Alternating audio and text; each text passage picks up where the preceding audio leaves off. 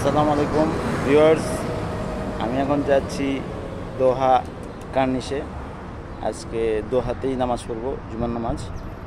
আর পরে জার্নিতে কি হয়, কি করি সব আপনাকে দেখাবো ইনশাআল্লাহ, সাথেই থাকুন। এখানে যে বাস ক্যারিয়ার কারওয়া অটোতে যাচ্ছি, এখন আলু আকরা যাচ্ছি।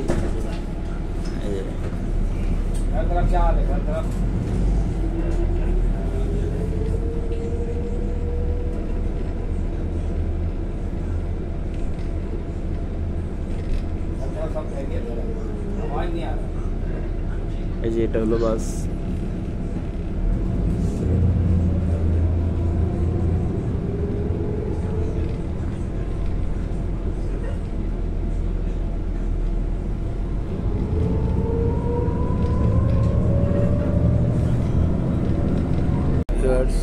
এই দেখুন, দেখা যাচ্ছে কোথায় যাচ্ছি এবং কোথায় এখন বাস আছে সব দেখা যাচ্ছে।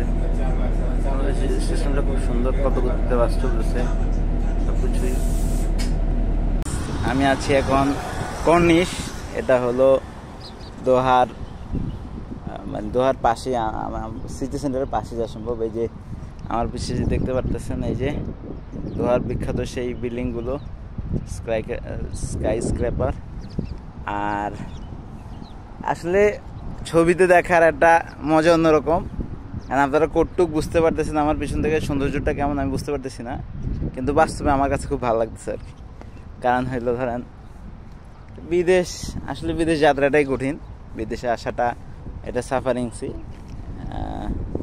এখন এই সাফারিংসের মধ্যে আসলে ছোট ছোট যেই খুশিগুলো আছে, যেমন আমি ট্রাভেলিং পছন্দ করি আপনারা জানেন, সেক্ষেত্রে আসছি আজকে।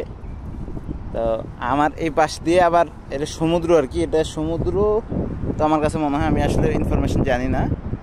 এটা ওই যে দেখছেন দূরে দেখা যাচ্ছে সমুদ্র।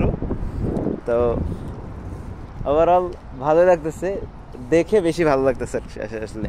ছবি থেকে দেখে আসলে তো বোঝা যায় না কেমন। এখন এই যে পানিটা একদম সেন্ট মার্টিনের যে পানি বা ইউরোপের দেশ নদী সাগরগুলো যে পানি থাকে ওইরকম পানি। তো ওই যে ভালোই লাগতেছে আসলে। আসছি মানে বিদেশে আসছি, আসলে বিদেশে আসার পরে মানে একটু কষ্ট তো হবে, এটা তো স্বাভাবিক ব্যাপার, কষ্ট হচ্ছে। তারপরে ওইটার সাথে মানায় না হয়তো জীবন। তো এই যে আজকে নদীর পাড়ে আসছি, সমুদ্রের পাড়ে আসছি, খুব ভালো লাগতেছে। এখন বাকিটা আরও কেউ অনেক জায়গায় যাবো ইনশাল্লাহ, দেখাবো। এটা তো ব্লগে আসতেছে, ভালো লাগবে।